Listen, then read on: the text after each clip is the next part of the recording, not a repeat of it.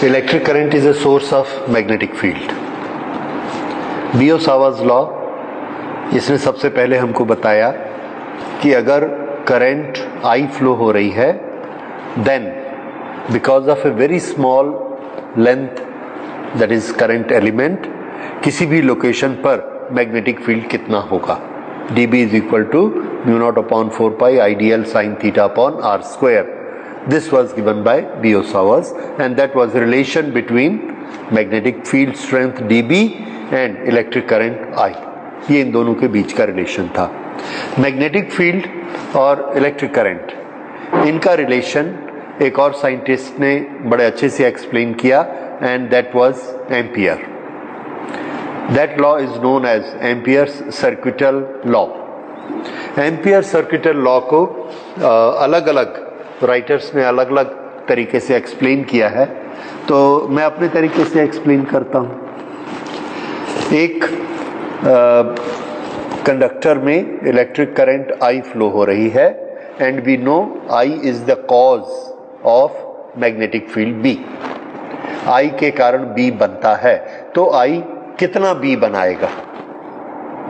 So let us start with the unification, with the simplification, which is the basic thing in the physics, कि हम चीजों को बहुत easy करना चाहते हैं, आसान करना चाहते हैं. जैसे I ने B बनाना है, करंट ने मैग्नेटिक फील्ड बनाना है, तो अगर करंट I है तो मैग्नेटिक फील्ड कितना होगा?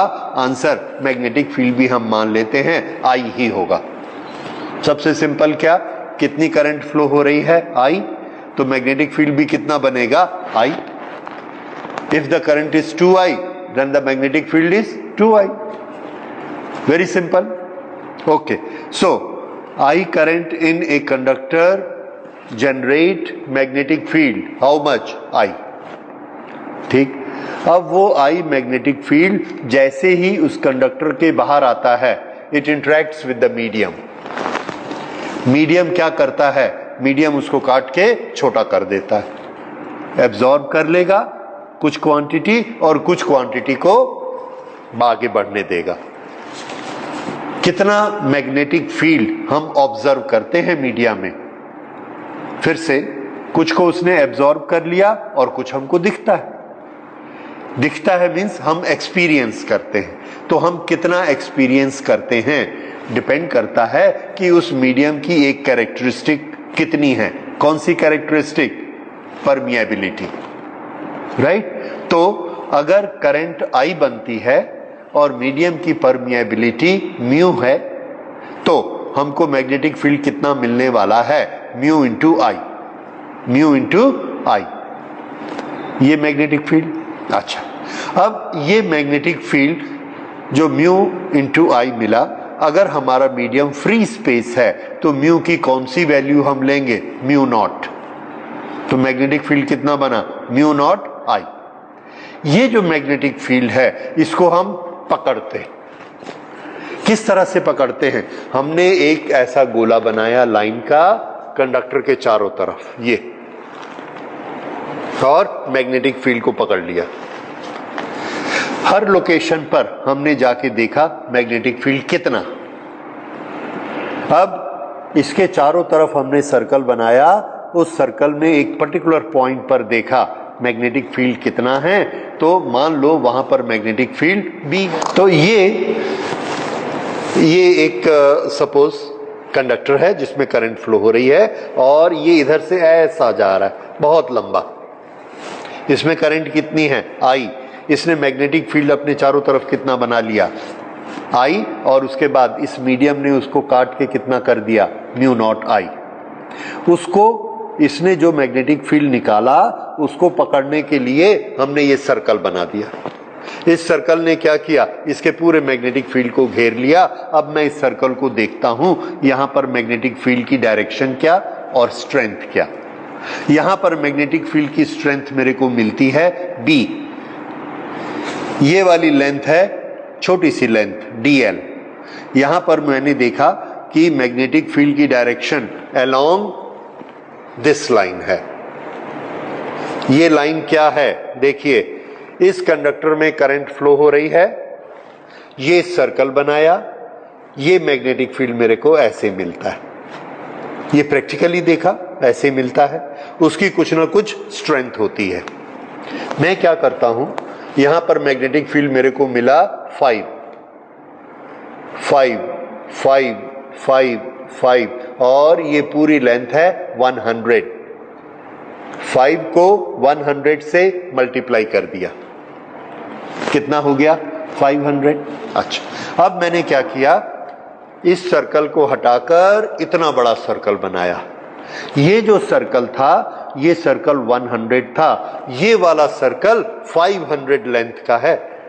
इसका पेरीमीटर, इसकी सरकमफ्रेंस कितनी है 500। अब मैंने यहां पर b को मेजर किया, यहां पर b मेरे को मिला 1, यहां 1 1 1 1 1 1 और पूरे 500 के साथ जब मैंने उसको कैलकुलेट किया तो कितना हो गया, वो 1 इंटू 500 कितना था 500। यहां कितना था 500। अब मैंने क्या किया, यहां पर एक छोटा सा रिंग ऐसा बना दिया, ये वो रिंग है सिर्फ 50, उसकी लेंथ कितनी है सरकमफ्रेंस 50। यहां पर मैग्नेटिक फील्ड देखा तो यहां मुझे मिला 10 10 10 10 10, टोटल कितना हुआ 500।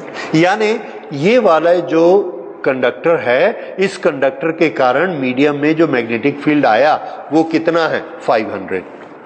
उस 500 को जब मैं छोटा घेरा लगाता हूं तो घेरे की हर लेंथ में मुझे कितना मिलता है 100, यहां पर कितना मिलता है 50, कहीं पे 10, कहीं पे 5, लेकिन एक चीज कांस्टेंट है 500, और वो कौन सी चीज है, magnetic field multiplied by length. वो हर जगह कितनी मिल रही है 500, दैट इज ए कांस्टेंट।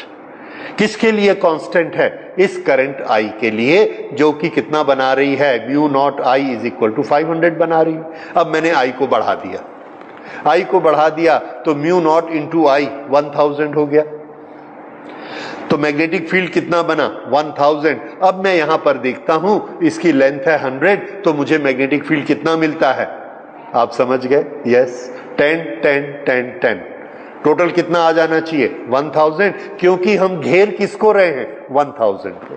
अगर हम बड़े वाले चक्कर से घेरेंगे तो हर जगह b कैसा मिलेगा, छोटा, और अगर छोटा सा चक्कर में ही हमने 1000 को पकड़ा तो हर जगह b कैसा मिलेगा, बहुत स्ट्रॉन्ग मिलेगा। लेकिन b इंटू लेंथ कितना मिलने वाला है 1000, जो कि इसने बनाया क्या म्यू नॉट इंटू I। तो ये रिलेशन देखिए, mu naught I magnetic field बनता है, और जब मैं उस मैग्नेटिक फील्ड को बांधता हूं तो उसका मेजरमेंट क्या है b इंटू टोटल लेंथ। तो इधर से कैलकुलेट करो b into total length, length को बढ़ाते जाइए b वीक होते जाएगा। हमको भी मालूम है दूर जाए, लेंथ को बढ़ाएंगे तो दूर जाना पड़ेगा, और ऐसे दूर जाते जाएंगे तो नेचुरली b वीक होगा, लेकिन लेंथ बढ़ जाएगी, और b multiplied by total length एक कांस्टेंट होगा। वो कांस्टेंट कितना है, इक्वल टू करंट जो इसमें फ्लो हो रही है। ये रिलेशन सबसे पहले एम्पियर्स ने बनाया, और ये सर्किट है तो इसका नाम पड़ा एम्पियर्स सर्किटल लॉ। तो एम्पियर सर्किटल लॉ हमको क्या देता है, एम्पियर सर्किटल लॉ ये देता है कि जो करंट हम फ्लो करा रहे हैं यही मैग्नेटिक फील्ड बनाती है, और मीडियम में आकर ये कितनी हो जाती है म्यू नॉट I। और इस मैग्नेटिक फील्ड को हमने क्या किया, एक जगह पर एक्सपीरियंस किया और इसके लेंथ के साथ मल्टीप्लाई किया, तो लेंथ के साथ हमने इसको मल्टीप्लाई किया, और छोटी सी लेंथ छोटी सी लेंथ छोटी सी लेंथ मल्टीप्लाई करके पूरे को ऐड कर दिया, पूरे को ऐड कर दिया ये, और ये जो टोटल मैग्नेटिक फील्ड बना ये कितना हम बना, जितना इसने बनाया, और इसने कितना बनाया mu naught I। This is ampere circuital law, ठीक है। सो एम्पियर सर्किटल लॉ को अब हम लोग शब्दों में बांधने की कोशिश करते हैं। What is ampere circuital law, this is, इसका हमने एक नाम रखना है। देखिए इसका नाम हम कैसे रखते हैं, ये क्या चीज है? Magnetic field. Magnetic field multiplied by line, magnetic field multiplied by line. यहां का B और यहां का DL, इनका multiplication B DL multiplication B DL multiplication B DL multiplication and add them up. इसके लिए हमने वर्ड यूज किया line integral of magnetic field. Line integral of magnetic field is equal to mu naught times the current passing through the loop. ठीक है, line integral of magnetic field is equal to the current passing through the mu naught times the current passing through the loop. This is Ampere's law. इसी को text में लिख दिया, ये Ampere's law बन गया। And this gives us relation between electric current and magnetic field around it. इसकी direction magnetic field की हम देख चुके हैं, कैसी रहेगी। अगर इसमें करंट ऐसे फ्लो कर रही है तो ये मैग्नेटिक फील्ड कर्ल लॉ से ऐसा रहता है। ये अगर करंट है तो मैग्नेटिक फील्ड सर्कुलर बनेगा ही। और ये लाइन भी कैसी है? सर्कुलर। इसलिए मैग्नेटिक फील्ड और लाइन ये दोनों एक दूसरे पर टेंजेंशियल रहेंगे, ऐसे इसके साथ साथ। तो अब मैं इसको इस तरह से भी लिख सकता हूं। पहले मैं इसको लिख लेता हूं Ampere's law. Okay, B is a vector quantity, length is a vector quantity, I is a scalar quantity, so we can write it this way, B dot dl. So dot product का expansion करिए, what is the magnitude of this? B dl cos theta. What is theta? Angle between B and DL। यहां पर देखिए ये DL है और ये B है। इस B और DL के बीच कितना एंगल है? 0। यहां भी 0, यहां भी 0, ये भी 0, ये भी 0। Everywhere it is 0, it's a constant cos 0। And how much is cos 0? Very good. So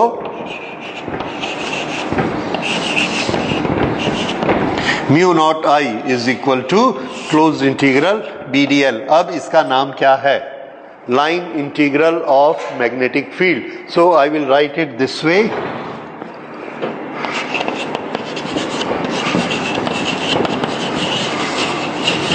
line integral of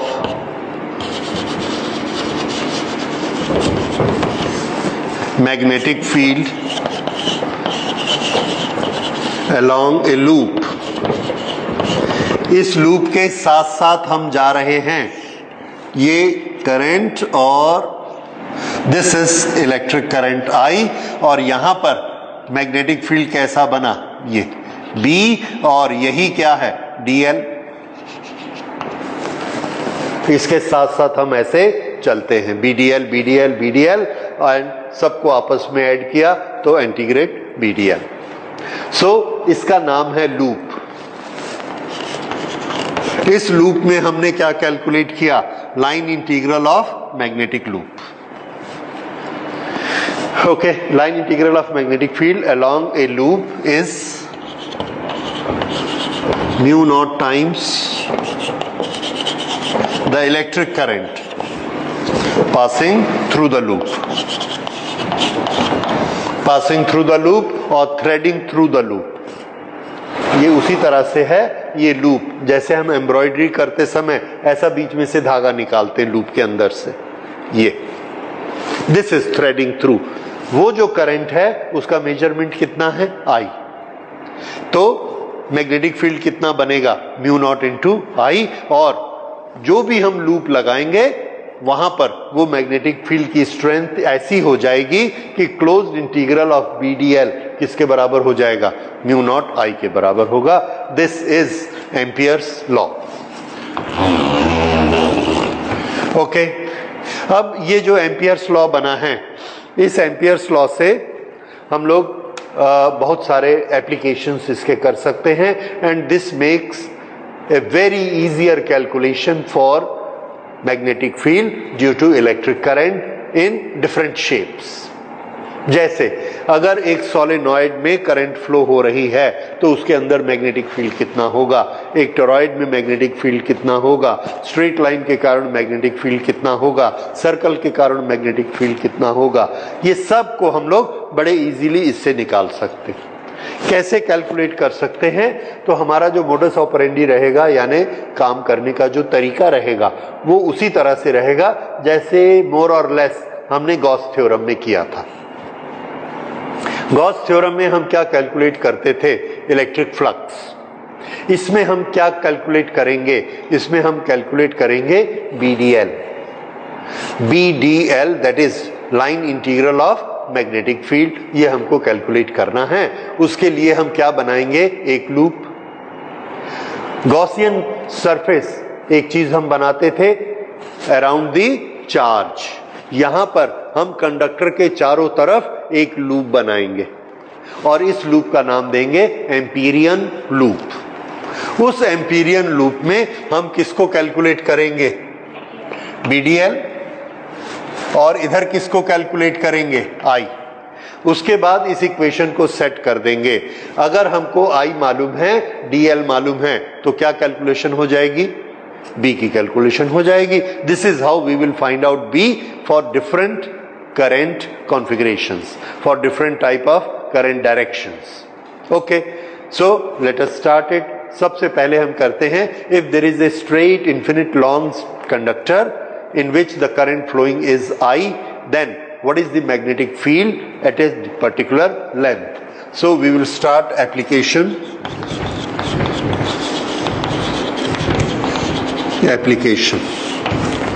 First, B due to straight long conductor carrying current I. Okay, ये कंडक्टर में I करंट फ्लो हो रही है and we have to find out magnetic field at this point P, and this point P is at a perpendicular distance which is equal to R. P is a point at normal distance R from current carrying conductor. ये हमारी situation है and we have to find magnetic field at P. तो हम start करते हैं। सबसे पहले हम क्या बनाएंगे? जैसे गॉसियन सरफेस बनाते थे वैसे हम इसमें बनाएंगे एम्पीरियन लूप। एम्पीरियन लूप क्या होता है? जैसे गॉसियन सरफेस में हमारे लिए प्रोमिनेंट चीज क्या थी जिसका हम ध्यान रखते हैं? That was symmetry. तो इसमें भी इंपॉर्टेंट क्या है? सिमेट्री। सिमेट्री हम कैसे लेते हैं, किसकी लेते हैं? तो आंसर है सिमेट्री हम लेते हैं B की, सिमेट्री हम लेते हैं थीटा की। B एक समान हर पॉइंट पर होना चाहिए। कैसे हो सकता है? आंसर, अगर डिस्टेंस बराबर होगा तो B हर पॉइंट पर एक जैसा हो सकता है। यहां पर ऐसे करंट फ्लो हो रही है, ये वाला डिस्टेंस R है, इधर का डिस्टेंस R, इधर का distance R, R, R, R। ये सब पॉइंट को अगर हमने मिलाया तो हमको क्या मिलने वाला है? आंसर है एक सर्कल। ये हमको एक सर्कल मिला और हर जगह पर ये इसका रेडियस कितना है? R। तो हम ये मान लेते हैं कि हर पॉइंट पर इसका मैग्नेटिक फील्ड कितना होगा? B। This is one symmetry. दूसरा, B की डायरेक्शन कैसी होती है? तो आंसर है B की डायरेक्शन सर्कल में होती है और हमने भी कैसी लाइन ड्रॉ की है? Circle. So at every point the angle between the two will be 0 क्योंकि ये दोनों पैरेलल हो जाएंगे। तो थीटा भी हमने कांस्टेंट कर दिया 0। This is how we draw Amperian loop. Okay, let's consider an Amperian loop.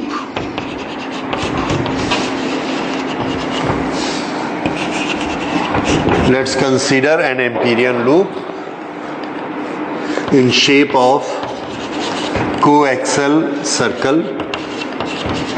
Amperian loop of coaxial circle passing through P. इस सर्कल की एक्सिस यही है जो कंडक्टर की एक्सिस है, इसलिए ये सर्कल का प्लेन कैसा होगा? Normal.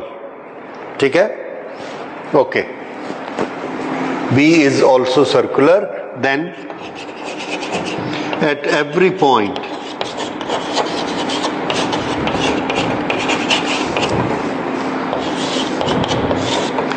theta is equal to 0, and this is also symmetrical.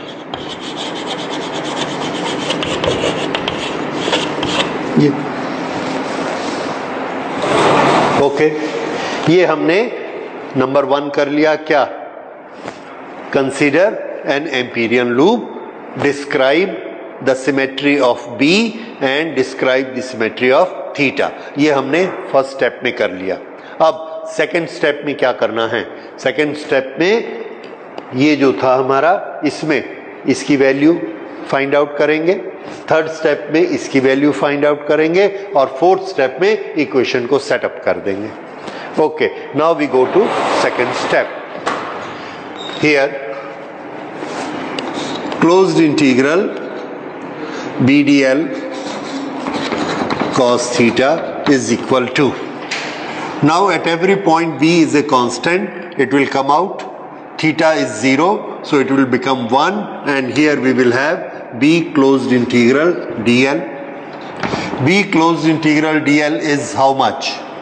b into 2 pi r dl dl dl। अगर ये हम सब ने मिला लिए, ये वाले dl dl dl dl, तो ये पूरी लेंथ कितनी होती है? 2 pi r। So this is 2 pi r। Okay, अब third step, current through loop I, current through loop is equal to I। एक कंडक्टर जा रहा है और उसमें करंट I है, ये there is a single conductor, और करंट कितनी है? I। अगर 2 कंडक्टर होते तो कितनी होती? 2I। n कंडक्टर होते तो कितनी होगी? ni। याद रखिए, आगे हमको जरूरत पड़ेगी इसकी। फिर से 2 कंडक्टर ऊपर जा रहे हैं I करंट लेके, और एक कंडक्टर नीचे जा रहा है I करंट लेके, तो नेट करंट कितनी हो जाएगी?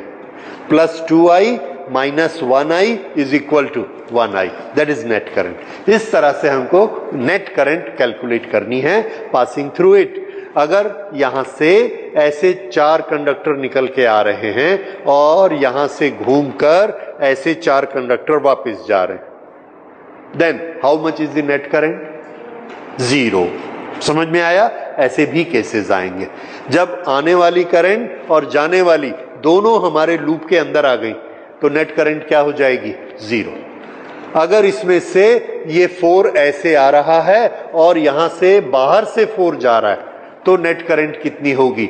4, क्योंकि हमको सिर्फ इसकी काउंटिंग करनी है, whichever current is inside it, outside no count. Okay, so here how much is the current through this loop?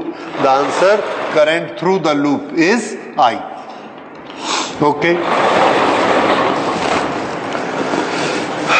then now we will applying Ampere's law. Applying Ampere's law. What is Ampere's law? Mu naught I is equal to closed integral B dot dl.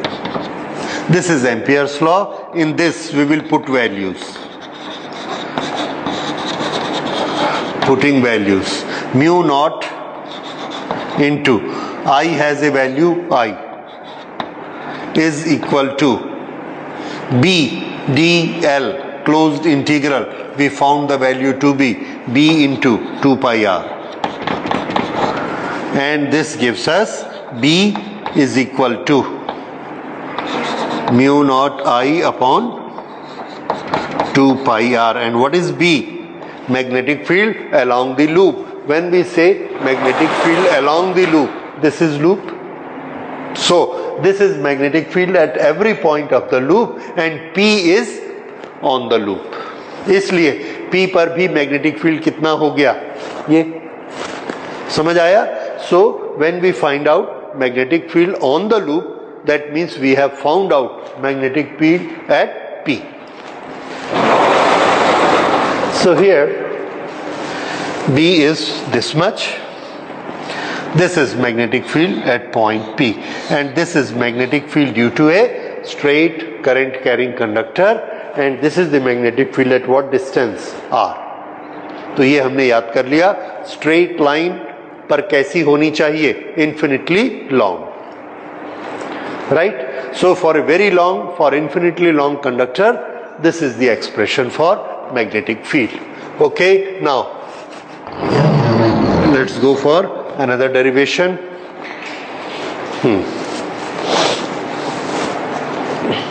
Okay, there is a conductor in which current is flowing, let us say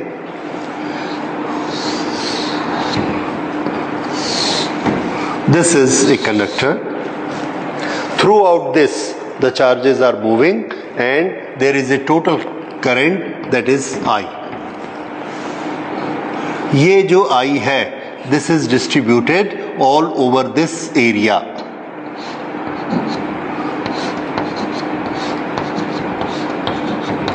And we have studied about areal density of the electric current. वो क्या होती है? The current which is passing through a unit area. We are not calculating it here, but the current is flowing through the complete area, everywhere. Yes. And this is a infinitely long conductor. इस तरह से इसमें हर जगह पर current flow हो रही है. और टोटल करंट कितनी है? Total current I.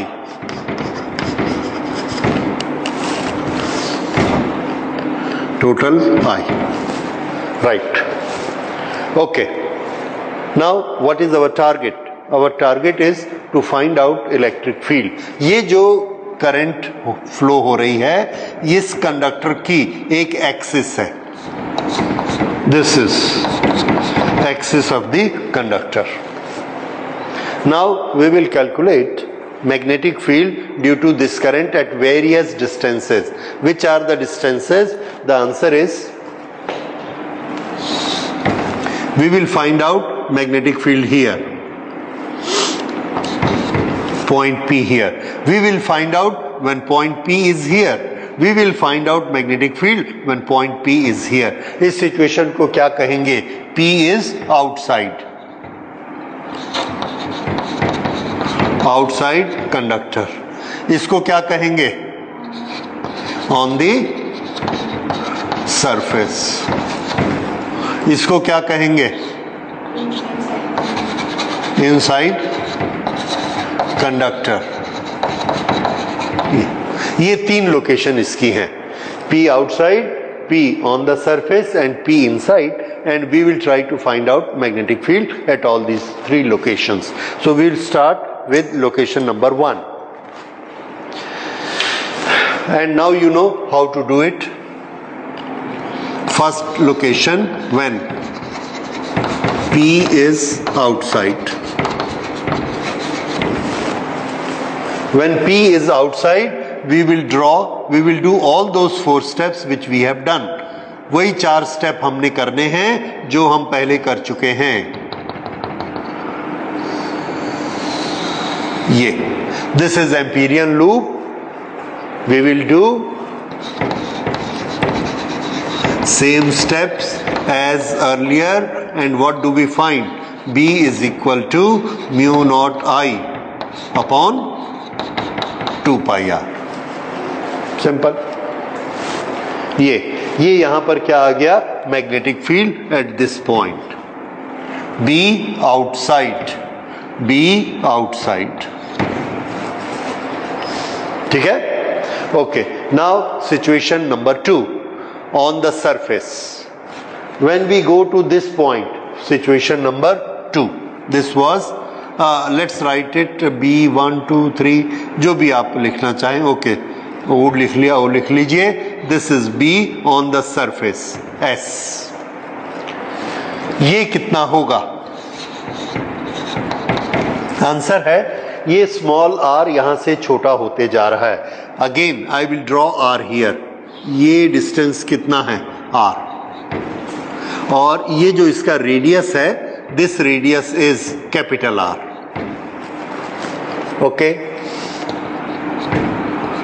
ये R, ये पॉइंट यहां पर आ गया, R छोटा हो गया.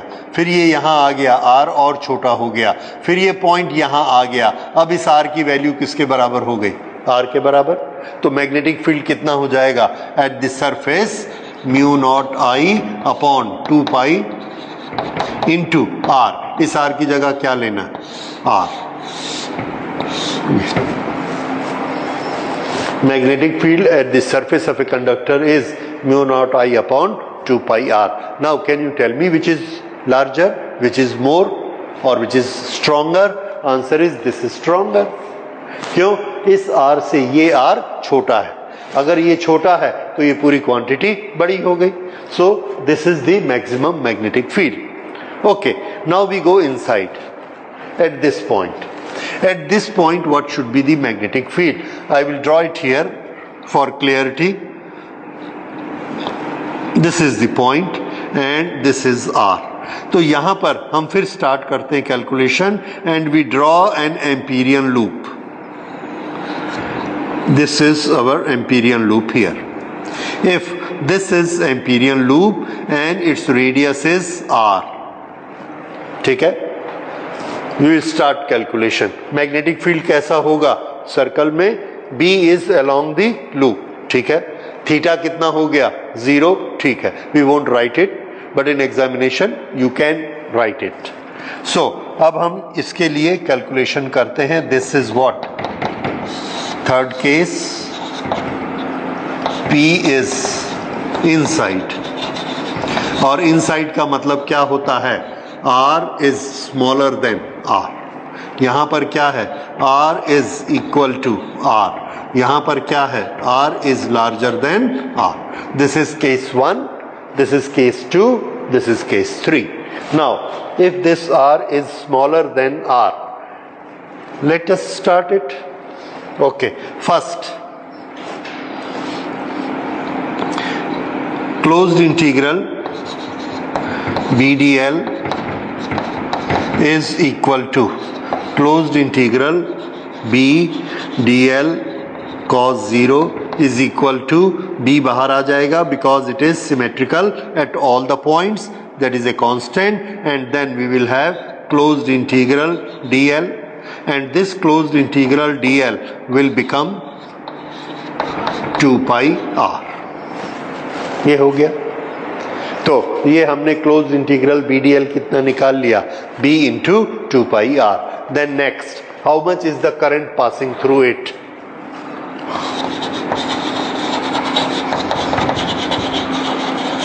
Current through.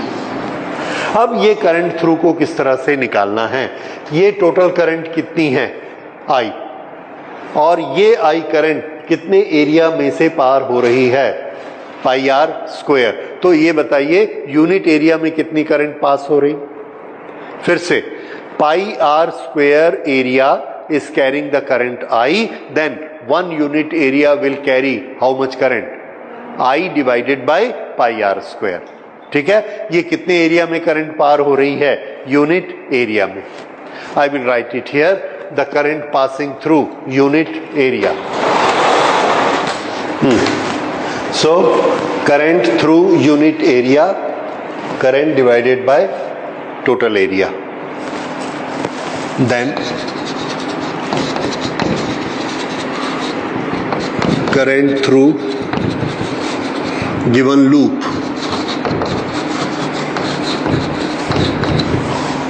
इस लूप के थ्रू कितनी करंट फ्लो हो रही है? तो आंसर है pi R square multiplied by I upon pi r square.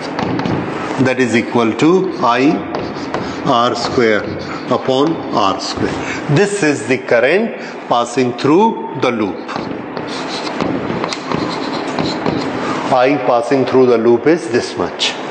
अब हमारा एम्पियर्स लॉ क्या कहता है? हमको कौन सी करंट लेनी है? टोटल करंट या current passing through the loop? Current which is passing through the loop, and this is the current passing through the loop. Okay, then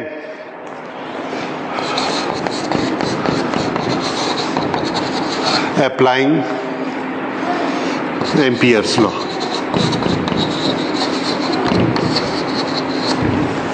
Applying Ampere's law, mu naught I is equal to closed integral BDL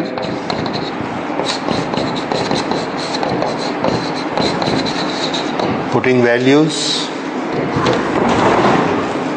mu naught I की value हमने रख दी यहाँ पर I loop, this is I R square upon R square is equal to closed integral BDL. We have found out closed integral BDL to be equal to B into 2 pi R. ये अभी आप पहले कर चुके हैं. Okay, सो अब इससे आप B की वैल्यू निकाल सकते हैं. B is equal to mu naught I. ये एक R कैंसल हो गया, mu naught I R upon 2 pi R square. B is equal to mu naught I upon 2 pi R square. ये इसका एक्सप्रेशन आया. ये किसके लिए है? फिर से ये किसके लिए है? ये कंडक्टर था जिसमें करंट ऐसे फ्लो हो रही है. ये इसकी एक्सिस है. एक्सिस से ये वाला पॉइंट कितना दूर है? R. यहां पर हमने मैग्नेटिक फील्ड निकाला है, तो यहां पर करंट थ्रू आउट फ्लो हो रही है. कुछ करंट इसके अंदर है और कुछ करंट इसके बाहर है. बताइए ये मैग्नेटिक फील्ड कौन सी करंट के कारण है? अंदर वाली कि बाहर वाली? यस, बाहर वाली करंट से कोई मतलब नहीं है. What ever it is not affecting. जैसे गॉसियन सरफेस में electric field on the surface किसके कारण होता है? The charge which is inside the surface. बाहर में कितना भी चार्ज हो नहीं हो उससे कोई फर्क नहीं पड़ता. It does not affect the flux linked with the surface. Okay, यहां पर भी वही होता है.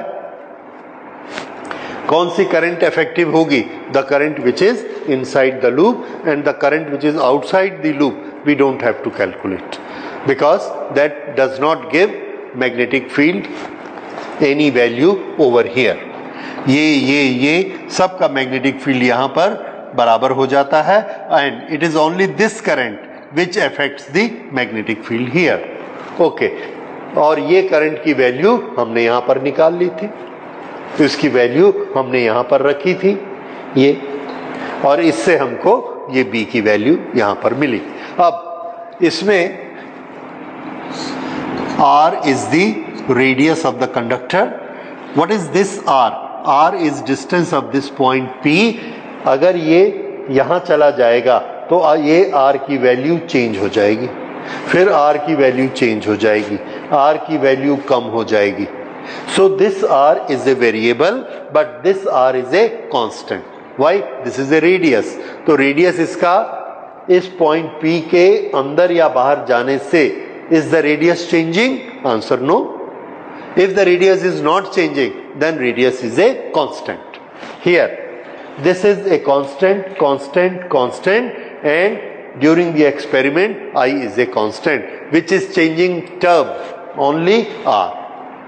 ये constant है और ये R है, तो B और R का relation कैसा हुआ? Directly proportionate. If the R become 2 times, B will become 2 times. Now you can tell me what will be the magnetic field on the axis.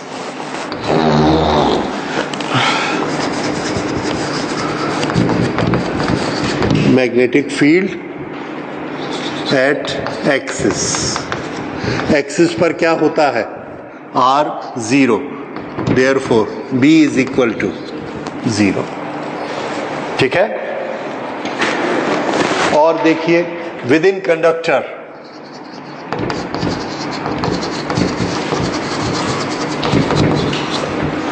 B is directly proportionate to R.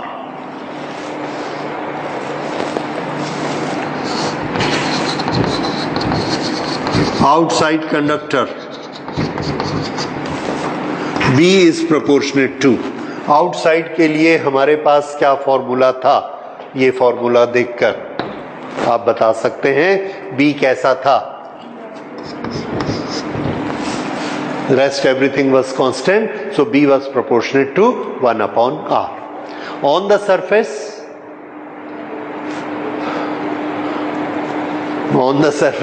it has the maximum value.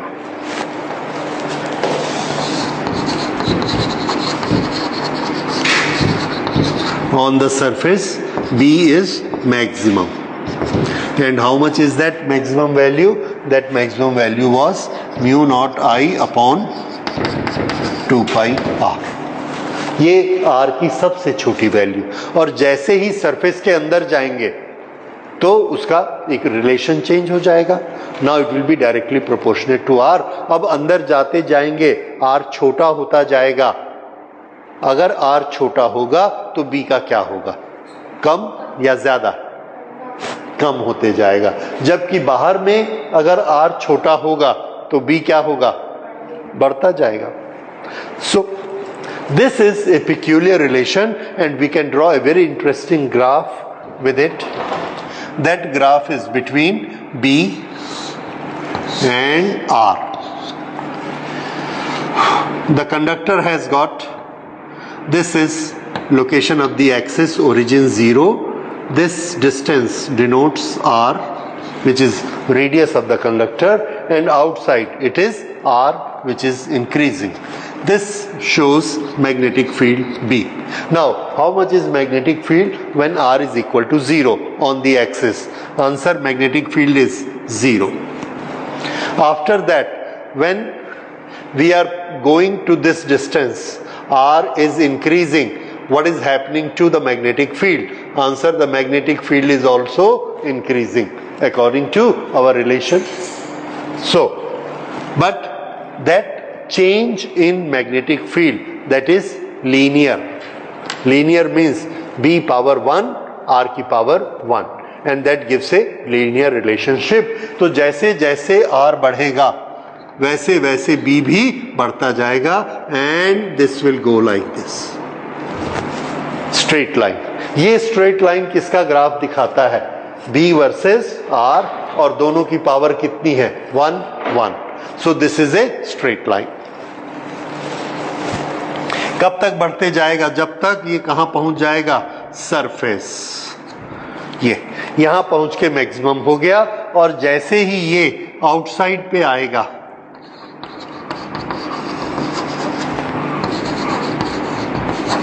Inside, और ये क्या है? Surface. जैसे ही बाहर जाएगा it will start decreasing by 1 upon R relation, and that 1 upon R relation is this. Right? So this shows B proportionate to 1 upon R. This shows B proportionate to R. इस तरह से ये इसका graph बना. And what is this graph title? This is magnetic field due to current carrying conductor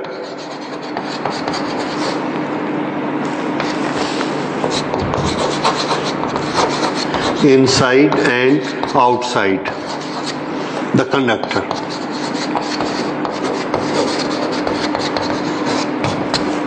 तो याद रखिए, when there is a current, direct current flowing in a long conductor, there is magnetic field outside, there is magnetic field on the surface, there is magnetic field inside the conductor.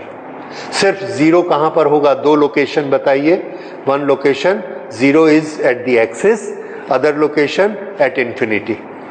ठीक है, क्योंकि ये जाते कम होते होते होते infinity पे जाके 0 हो जाएगा. ठीक है. सो this is magnetic field through a conductor.